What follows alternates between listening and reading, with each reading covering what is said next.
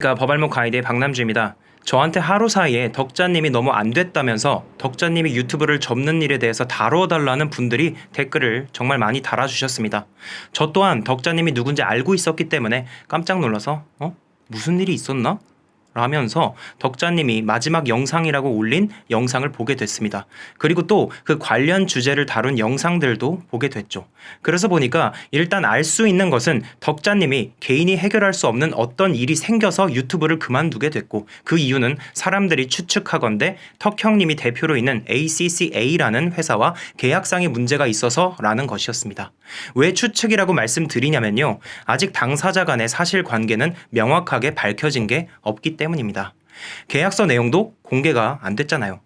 그래서 저는 이번 영상에서 알려지지 않은 사실에 대한 추측성의 내용을 다루지는 않을 건데요. 그 대신 저는 유튜버 정배우님의 덕자님 관련 영상에 나온 덕자님의 어머니와의 전화 인터뷰를 토대로 두 가지 법적인 문제를 살펴보도록 하겠습니다. 이 두 가지 포인트를 기억하시면 앞으로의 사건 진행에 대해서 어떤 식으로 바라볼 수 있을지에 대한 시각을 넓히실 수 있을 것 같네요. 이 사건은 실체적 진실이 밝혀져 있지 않기 때문에 실무적으로 어떤 결과가 발생할 수 있을지에 대해서는 필드에 있는 법률 전문가에게 전화를 걸어서 얘기를 들어보는 게 더 나을 것 같네요.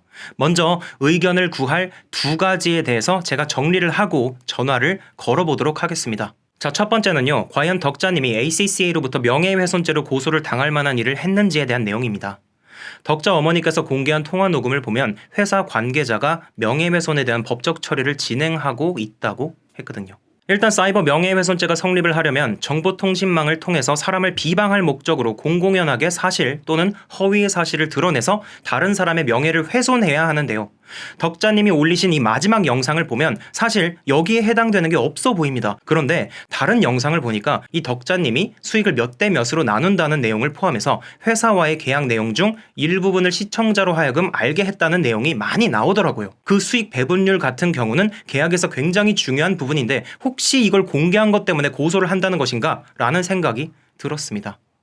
이걸 실무자 입장에서는 어떻게 보는지에 대해서 이제 나올 두 번째 질문과 함께 이따가 물어보도록 하겠습니다. 자, 두 번째는요, 덕자 어머니께서는 덕자님이 계약을 맺을 때 계약 내용들에 대한 자세한 설명이 없이 계약이 이루어졌다고 말씀을 하셨는데, 만약 이런 경우 이 계약 자체에 대해서 법적으로 다퉈볼 여지가 있는지에 대한 질문입니다. 자, 지금 서 변호사님께 전화를 걸어서 두 가지에 대한 견해를 구해보도록 하겠습니다. 예, 여보세요? 여보세요? 예, 안녕하세요. 예, 안녕하세요. 예, 오랜만에 뵙네요. 네. 제가 통화 이전에 제가 간략한 내용은 설명드렸으니까 첫 번째 문제부터 설명을 해주시면 될 것 같습니다. 제가 이 사건에 대해서 법적으로 이제 서로 간에 이제 조치가 취해지는 걸로 알고 있는데, 네. 그래가지고 좀 상당히 지금 여기에 대해서 말씀드리는 게 일단 좀 조심스럽고, 네. 일단 제가 말씀드리는 게 추상적일 수 있다는 거에 대해서 법알모님이나 여기 보시는 분들한테 좀 양해를 조금 이제 구할게요. 이 부분은 좀 어쩔 수 없으니까요, 저도. 네. 우선은 명예훼손이 왜 어떻게 성립하나를 보면은 사회적으로 이제 그 사람의 평가를 저해할 수 있는 사실을 이제 전파를 했을 때 성립하는 범죄인데, 네. 이게 진실인 사실이든 이제 거짓, 허위의 사실이든 이제 불문한다는 거는 이제 모든 분들이 다 아실 거라고 생각을 해요. 근데 단순히 이제 덕자님이 사실은 수익을 5대5로 나누기로 했다, 혹은 뭐 이제 계약 내용을 발설하지 않기로 했다라는 이런 계약의 그 내용만을 말씀하셨다면은 이게 과연 사회적 평가가 저해되는 부분인지는 저는 개인적으로는 좀 의문이라고 생각해요. 아, 네. 다만 네. 이제 법적인 조치까지 이제 취한다고 이제 하시는 거 보면은 계약 내용만을 말한 것이 아니라 이에 더하여 다른 말씀들이 있으시지 않으셨을까 하는 생각이 좀 들기는 하네요. 아, 네. 알겠습니다. 그러면은 그 두 번째 그 계약에 관련된 부분은 어떻게 될까요? 우선은 좀 이 사안들이 제가 봤을 때는 일단 연예인과 소속사 간의 계약 분쟁과 좀 유사한 부분이 많은 것 같아요. 네. 만약에 그 동영상에서 이제 그 어머님께서 말씀하신 것과 같이 회사 측에서 계약서를 안 봐도 된다, 뭐 이거는 종이에 불과하다라고 해서 이걸 믿고 계약서를 안 보고 계약을 체결하셨다라고 했을 때 중요 사항에 대해서 설명 안 해줬다, 이거만을 이유로 정도 해가지고 계약이 무효다 혹은 이제 취소를 주장하시기는 힘들지 않을까 하는 생각은 들어요. 이 네. 부분에 있어서 덕자님이 제가 알기로는 그 계약 체결 당시에는 미성년자가 아니셨던 걸로 제가 알고 있고, 네. 그리고 이제 계약을 맺은 회사 측도 시장을 지배하고 있다거나 그런 우월한 지위를 갖고 있다라고 이제 보기도 조금 힘들 것 같고, 예. 예, 그리고 또 계약을 체결하면서 계약서를 전혀 이제 검토를 안 하시고 이제 말만 믿고 사인을 하셨다든가 이런 그 체결하시는 그 과실도 어느 정도는 있다고 생각이 되기 때문에 예. 단순히 그 계약서를 안 보고 했다라고 이렇게 주장하기는 힘드실 것 같고, 물론 이거 외에 법적으로 이제 동기의 착오가 있었다거나 아니면 체결할 때 회사 측에서 어느 정도의 그 기망등이 있었다라고 이제 주장하실 수도 있다고 이제 생각은 들긴 해요. 예.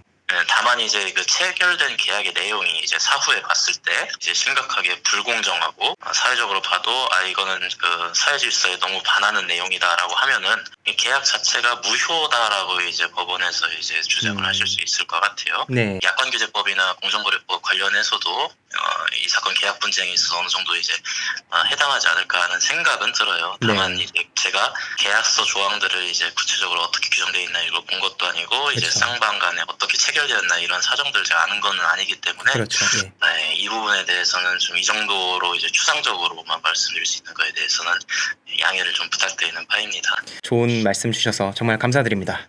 아닙니다. 별 말씀을요. 예, 감사드립니다. 예. 네. 자, 잘 들으셨나요?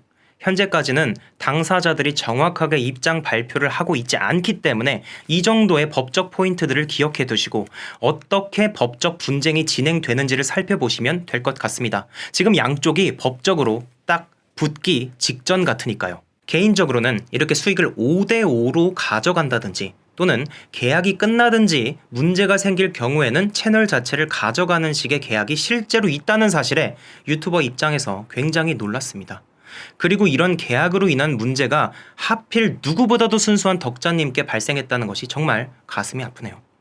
앞으로 어떻게 진행될지는 모르겠지만 이 일이 양측 다 원만하게 해결이 되지 않는다면 개인적으로는 덕자님을 응원하고 싶습니다. 오늘 영상은 여기까지입니다. 감사합니다.